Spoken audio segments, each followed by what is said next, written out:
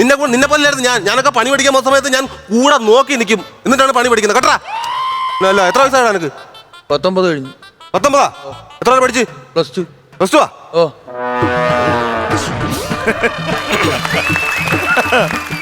പറയാൻ പാടില്ല മോനെടാ. പിന്നെ മനസ്സിലൊന്നും വെച്ചേക്കല്ലടാ കേട്ടാ.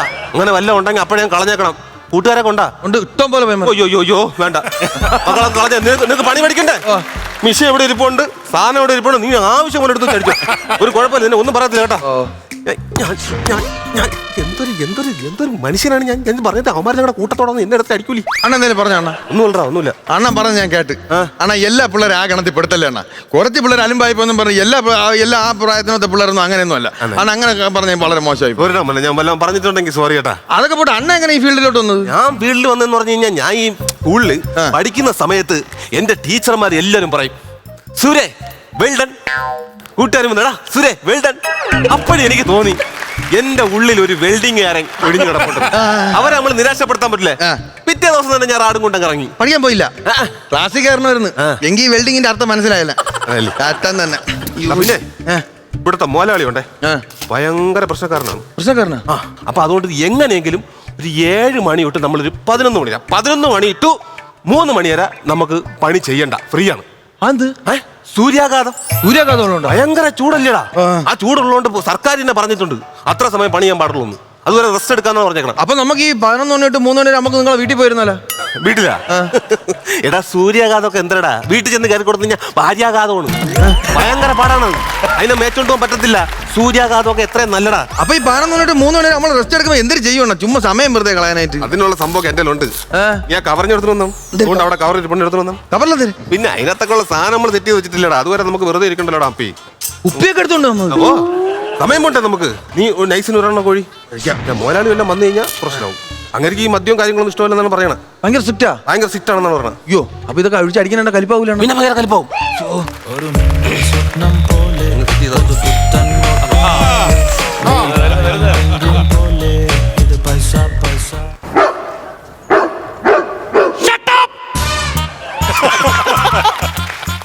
നിങ്ങളാണല്ലേ? ഞങ്ങളല്ല കുറച്ചത് പട്ടി. നിങ്ങളാണല്ലേ? ഞങ്ങളല്ല, ഇങ്ങനെ എത്തിരി പറയണ. നമ്മളല്ല കുറച്ചത് പട്ടി. എനിക്ക് മനസ്സിലായി. നിങ്ങളാണല്ലേ മറ്റേ രാജീവ് പറഞ്ഞു വിട്ടു വന്നപ്പോ? അതെ. ഞാൻ സാധാരണ ഇവിടെ രാജീവിനെയാണ് ഇവിടെ പണിയാനായിട്ടൊക്കെ വിളിച്ചോണ്ടിരുന്നത്. കാരണം രാജീവിന്റെ പണി എന്ന് പറഞ്ഞാൽ എനിക്കത് ഭയങ്കര ഇഷ്ടപ്പെട്ടൊരു പണിയാണ്. അവൻ നല്ല ഒന്നാം തരം പണിക്കാരനാണ്. അപ്പൊ എനിക്ക് നിങ്ങളെ പരിചയമില്ല. അപ്പൊ എന്റെ കാര്യങ്ങൾ എന്തൊക്കെയാണെന്ന് നിങ്ങൾക്കറിയില്ല. നമ്മളമ്മ ആദ്യമായിട്ട് കാണുവാണല്ലോ. അപ്പൊ അതുകൊണ്ട് തന്നെ ചോദിക്കുകയാണ്, വെൽഡിംഗ് ഒക്കെ അറിയാവൂ? അറിയോന്ന്? വെൽഡിംഗ് അകന്നിരിക്കുന്ന പൈപ്പിനെ ഒട്ടിക്കുന്ന മഹാസാഗരം. പുകഞ്ഞിട്ടുണ്ട് കണ്ണൊരുപാട്. വെൽഡിംഗ് പഠിക്കണമെന്ന മോഹവുമായി ചെന്ന് കയറിയത് ഒരു പഴയ സിംഹത്തിന്റെ മടയിൽ. അദ്ദേഹം പറഞ്ഞു ദക്ഷിണ വയ്ക്കാൻ. ഒരു തണ്ടിയുടെ എന്റെ കയ്യിൽ എന്തുണ്ട്? ഒരു പുല്ലുമില്ല. ഞാൻ ഇങ്ങനെ കറങ്ങിച്ചിട്ട് അദ്ദേഹത്തിന്റെ കയ്യിൽ ഒരു പിടി ഇരിക്കുന്ന റാഡ് കണ്ണിൽ കുത്തി ഒഴുക്കിയിട്ട് ഞാൻ ദർബാറാഗത്തിൽ ഒരു സംഭവം കൊണ്ട് കീച്ചി. സബറോങ്കി ജിന്ദഗി ഗൗ നബി ഖൈ ഖതം ഹോ ജാതി ഹേ. എന്ത് തേങ്ങയാണ് ഈ പറയുന്നത്? ഞാൻ ചോദിച്ചതെന്ത്, അവൻ പറയുന്നതെന്ത്? ഞാൻ ചോദിച്ച നിങ്ങൾ വെൽഡിംഗ് പണിയും കാര്യങ്ങളൊക്കെ ചെയ്തിട്ടുണ്ടോന്ന്. ഉണ്ടോന്ന്. വെയിൽ വന്നാലും മഴ വന്നാലും എന്റെ ആശാന് റൂഫിന്റെ പണി എന്നും ഉണ്ട്. അത് ശരി. അപ്പൊ നല്ലതായിട്ട് പണിയെടുക്കുന്ന ഒരാളാണല്ലേ? വെയിൽ വന്നു കഴിഞ്ഞാൽ ചൂട് കുറയ്ക്കാനായിട്ട് ആശാൻ പോയി അവിടെ റൂഫ് ഇടും. മഴ വന്നു കഴിഞ്ഞാൽ അതിന്റെ ചോർച്ച അടക്കി ആശാൻ പോയി ടാർപ്പ ഇടും. രണ്ടും ആശാൻ എന്നും പണിയാ. നല്ല കാര്യം. എനിക്ക് ഇങ്ങനെയുള്ള പണിക്കാരെയാണ് ഇവിടെ ആവശ്യം. കാരണം നമ്മളോട് നല്ല ആത്മാർത്ഥത കാണിക്കണം. വേറെ പണിയും കാര്യങ്ങളൊക്കെ ഒരുപാട് പോയിട്ടുണ്ട്. പോലെ പഠിക്കാൻ പോയിട്ടുണ്ടല്ലോ. എനിക്ക് ഡെയിലി പണിയല്ലടാ. പിന്നെ ഭയങ്കര പണിയാ. എനിക്ക് ഇരിക്കാൻ പറ്റണില്ല സത്യം പറഞ്ഞാൽ. ഏതെങ്കിലും ഡോക്ടർമാരെ പോയി കാണാൻ പറ്റില്ല. പിന്നെ ഈ ഓടി നടത്തുള്ള പണിയല്ലേ? പണിയുന്നു, നാളെ പണിയുന്നു, അതിനപ്പുറത്തൊരു പണിയുന്നു. ഭയങ്കര സംഭവം സത്യം. ഇന്നലെ തന്നെ നമുക്ക് സുഭാഷിന്റെ വീട്ടിലായിരുന്നു പണി. അതെ, രാജുവിന്റെ വീട്ടിൽ പോയി നമ്മള് പൈസ മേടിച്ചിട്ട് വന്നു. അല്ലെ, സുഭാഷിന്റെ വീട്ടിലല്ലേ പണിക്ക് പോയത്? അതിന് നിന്നെ രാജുവിന്റെ വീട്ടിൽ പോയി പൈസ വാങ്ങിച്ചത്?